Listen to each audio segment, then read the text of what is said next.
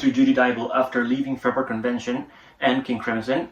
Today we're going to review her 1970s release album Morning Way by the band Trader Horne. Trader Horne is a duo between Judy Dybel, she's singing, writing songs, and playing the auto harp, and former musician from the band Them, Jackie McAuley, who plays guitar. Actually, he plays every single other instrument and also writes most of the songs on the album. These guys came together after Judy had left the Proto King Crimson project and was actually thinking of going back into accomplishing her lifelong dream of being a librarian for some reason. We're not going to judge anyone here.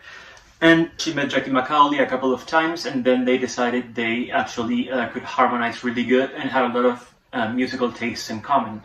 So they started working on this project together as Trader Horne. When they started working on Morning Way, they found out they had like a very special, different kind of folk sound, totally different from what they were doing before, either on Fairport Convention, on King Crimson, or the rock thing on the band Then.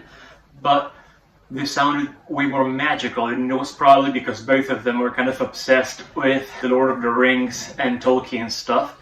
So it does sound a lot like a magical folk thing, and they really get to explore that gender of folk, and it works out amazingly.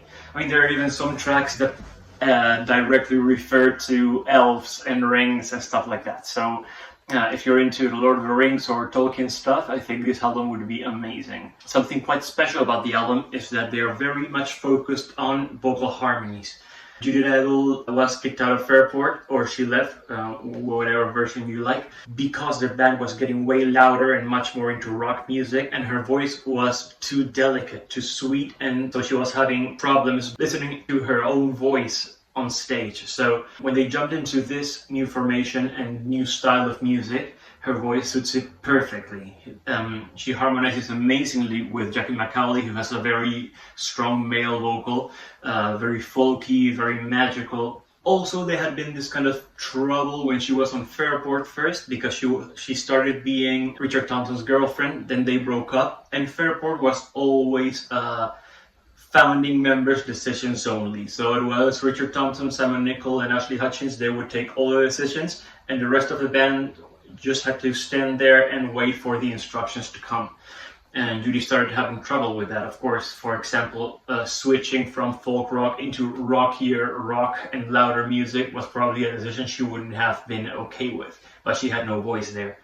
Then when she jumped into King Crimson and started creating the first stuff, she got there with her then boyfriend, Ian MacDonald. And even though she was a participative, active member on the decisions, on the creative decisions, and on the sound of the music, or they were where they were going to go as a band, when she broke up with Ian MacDonald, she felt she had to step back because she was no longer part of it.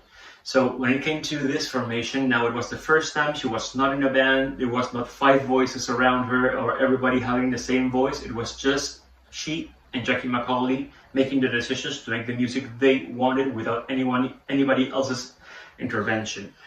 So that was also a great way for her to explore and go bigger, and for Jackie McAuley to showcase his entire talent as a songwriter, as a producer, as a musician, multi-instrumentalist, and stuff like that. The band started getting a lot of attention. The label, Pi Records, was actually very excited about this project and amazed by the final product of the album of Morning Way and how popular they were being in the small folk clubs and going into bigger venues all the time. So when it came time for the Island of Fright Festival, I think, let me check if I'm not making it up, because I usually do. Yeah, I made it up. It was Hollywood Music Festival in Newcastle.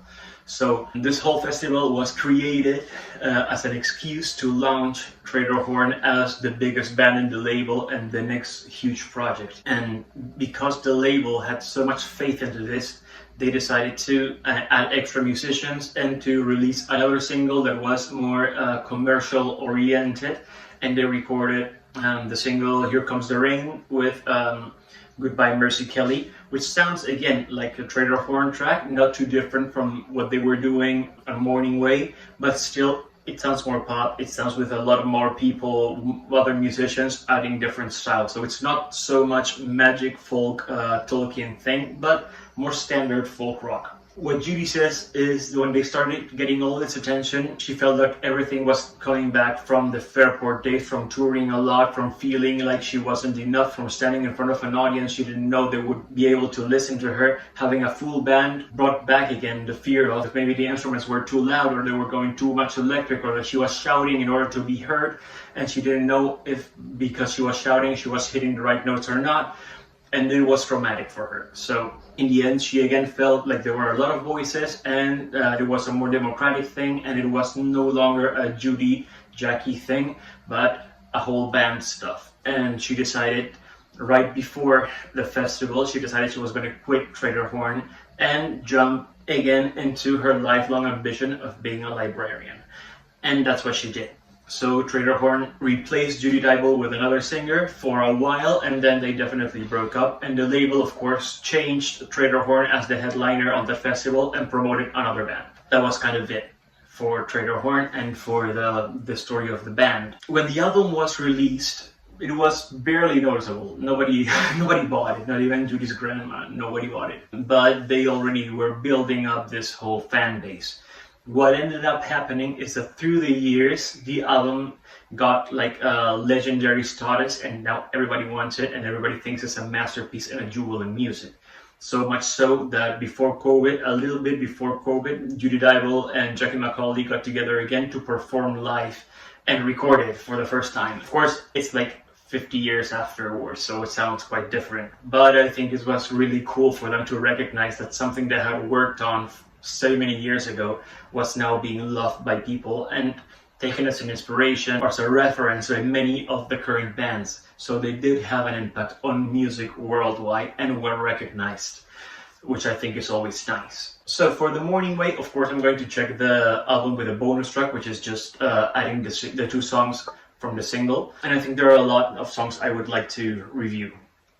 The album opens with Jackie McAuley and song called Jenny May, which just shows you how the whole album is going to be. Just magical songs using a lot of different sweet, lovely, shining instrument sounds, and just the two vocalists sharing lines, Judy echoing responses to what Jackie is actually singing. So sounds amazing, and I think it's a great example, a great album opening, because it's just showcasing how the whole album experience is going to be. You have some instrumentals like Three Rings for the Elven Kings, of course, Lord of the Rings, which is really cool.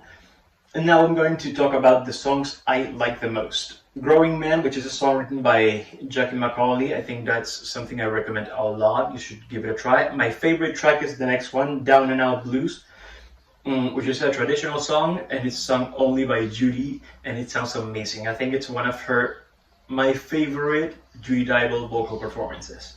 She does amazingly, it sounds really good. The mixed up kind is really cool. Better Than Today is definitely one of my favorites. It's sung lead by Jackie McAuley, and Judy does backing vocals.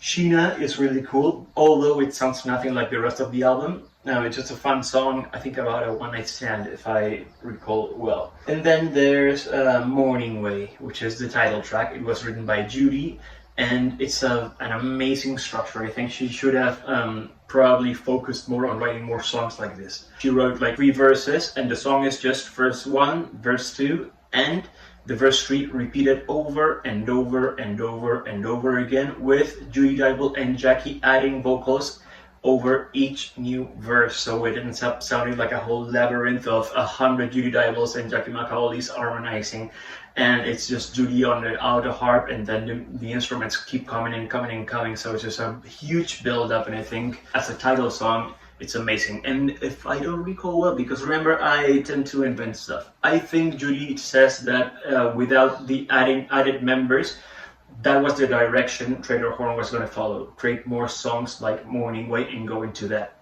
It's experimental, it's weird to repeat a verse over and over again, but it works so great, so well. And I'm glad it's the only song written by Judy entirely, so I think it shows us what a great potential she had. And of course, other standout tracks from this album are Goodbye Mercy Kelly and Here Comes the Rain, which are both the tracks from the single that's released with a full band featuring all the other musicians. And as it's a more commercial sound, it's probably easier to listen to those songs. They're good. There's absolutely nothing wrong with that. I personally love it. I follow Judy Dybel throughout all her experiments in the 60s and 70s.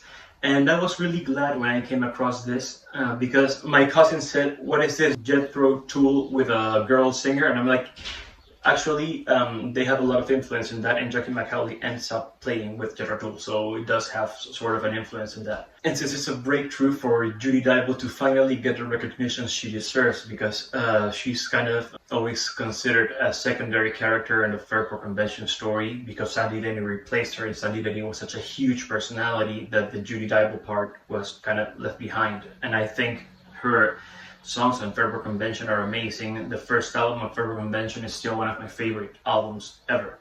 So I'm glad she got the spotlight and shone on herself like this. And of course I'm very sad that she decided to become a librarian, because that's a very particular original story.